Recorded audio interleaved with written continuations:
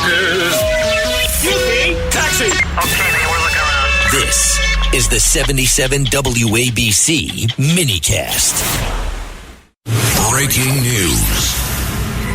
And tonight on the Rita Cosby Show, Alexandria Ocasio-Cortez, of course, the Democrat from New York, AOC, is now telling networks that they should not air President Trump's address to the nation on Thursday. President Trump is going to be speaking. He says it has to do with election integrity. And I guess Alexandria Ocasio-Cortez doesn't care about election integrity and doesn't think anybody should listen to President Trump. This is the woman who is backing Graham Plattner. This is the woman who's been pushing with all of these DSA candidates across America. And she wants to tell us about integrity in America? You have got to be kidding me. She's been the poster child for it. Her and Bernie Sanders are the ones who've been all over the country talking about how they want people like Chevalier and some of these others who have said that they wash their hands with the American flag. I guess that's okay by AOC, but God forbid we hear from President Trump. This is so crazy. Also, it comes as the Democratic Socialist agenda gets unveiled. And in their crazy new platform, not only do they want to abolish the U.S. Senate, they also want to abolish the president, the Supreme Court, amnesty for all immigrants, also abolish the Pentagon, the Department of War. They want Medicare for all. They want no deportations, even for those who have been convicted of criminal, very serious offenses like murder and rape. And now there's another new one. They want corporations to be publicly owned. They don't want anybody to make any money. And then they also want to have a day off, calling it, say, a day from capitalism where you don't have to pay your bills anymore.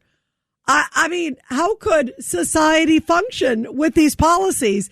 And is there anybody out there who maybe has a screw loose who says, oh, that sounds like a good idea. That sounds like a really good practical idea. But this is the hogwash as we're talking about the indoctrination of young people that young people are buying. Oh, gosh, I don't have to pay my bills. That sounds great.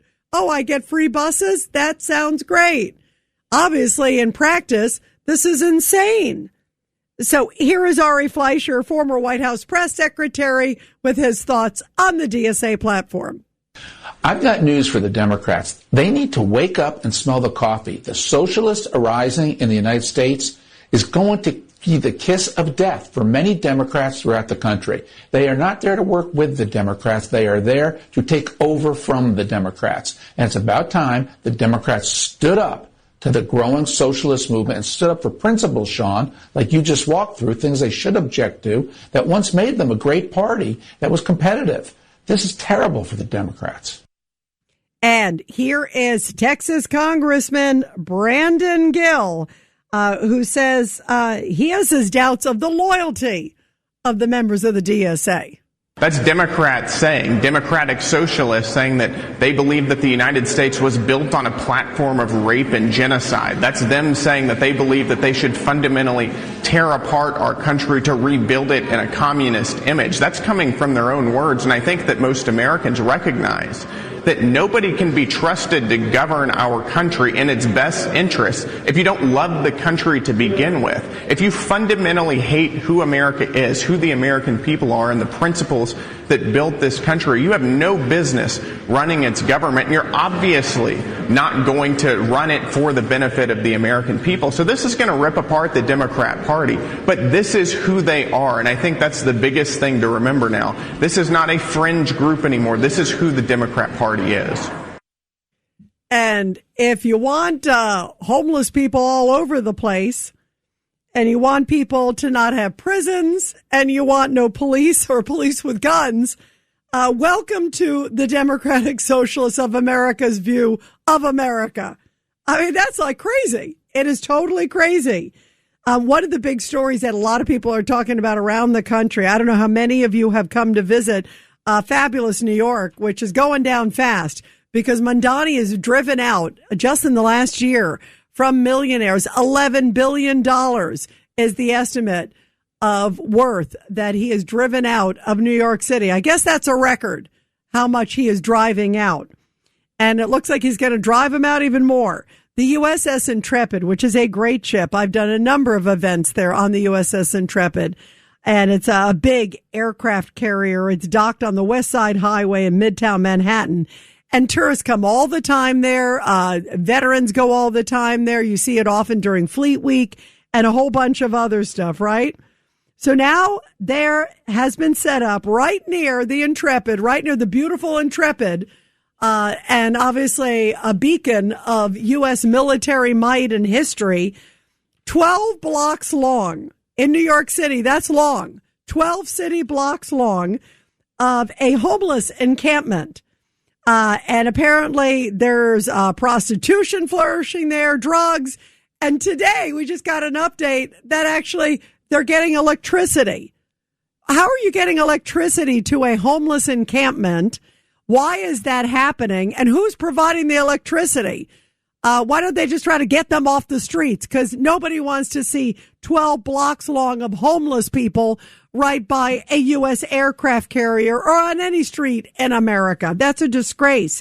Get these people help, get them off the street, and don't have like contamination and diseases and all these problems. Well, one of the vagrants apparently that was interviewed, I think it was by the New York Post, went so far as to calling Zohran Mamdani, the mayor of New York, awesome for allowing the unsanitary encampment to thrive and for halting police raids that used to clear out those unsightly settlements.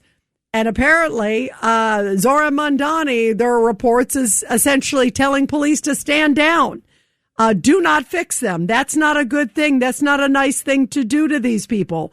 Well, what about the rest of society? And remember when the weather was so cold, Mamdani didn't want to get rid of the people that were under the bridges, and a number of people died because it was freezing outside. Now it's boiling hot, it's humid as heck, and it's scorching heat. And you're going to let them, maybe, is he the one who sent the electricity? What, so they could have air conditioning in their nice little tents? I mean, is that what this is about? This is pretty scary stuff. And this is maybe a sign of the times of what, I guess, communism and what democratic socialism is all about. So here is Bruce Blakeman. He was with us earlier on Katz and Cosby. He is running for governor of New York. And he talked about just how dangerous this is for the people and for everybody else. Well, first of all, when I become governor, I will stop it immediately. I would have the state health department come in there, and they would immediately close down that operation, and we would have alternatives already in place. That's what a good leader does, has options on how we can help these people. Because, as I said, most people that are homeless have severe emotional issues, and we need to treat them. We need to find out what their issues are. Are they substance abuse? Are they alcoholism? Or is it emotional illness? Because normal people don't choose to live on the street. And we never get to the root cause of the problem and try to solve it. We do things like Zohran Mamdani does, not we, but they do things like Zohran Mamdani and Kathy Hochul in the interest of appearing to be ultra-liberal, progressive, and compassionate. Let the people do whatever they want, wherever they want, and the hell with the rest of everybody else. That's just poor leadership. Yeah, they seem to be turning a blind eye to what looks like a shanty town. Again, now covering 12 city blocks and getting electricity. They get fanned while they're out there too? How is that inspiring them to get off the streets? And here's a little bit more from Bruce Blakeman, again, the New York GOP candidate for governor endorsed by President Trump. He says it is clearly liberal leadership, not just in the city, but in New York State, to blame. Well, it's a disgrace. And basically, Zohran Mamdani and Kathy Hochul are turning New York City into a third world country, just like they're doing with the state. And this is indicative of the fact that they are not looking out for the local communities. They're not looking out for the people that live in those communities. They're not looking out for the store owners that have to do business in those communities. Basically, they have this wild ideology thinking that by letting people set up homeless encampments throughout New York City, taking over communities, that this is somehow, some way is the right thing to do and that it's compassionate. It's not compassionate. Most of these people in the homeless camps need help. They have emotional illnesses. They need treatment for drugs and alcohol. They need services. And sometimes you have to push people into those situations where they can get help, not leave them out there on their own, on the street, actually nurturing them to live on the street and destroying neighborhoods. It's an absolute disgrace. I would say somehow they're getting electricity. Again, we need to find out who's giving them the electricity. Who's giving them that?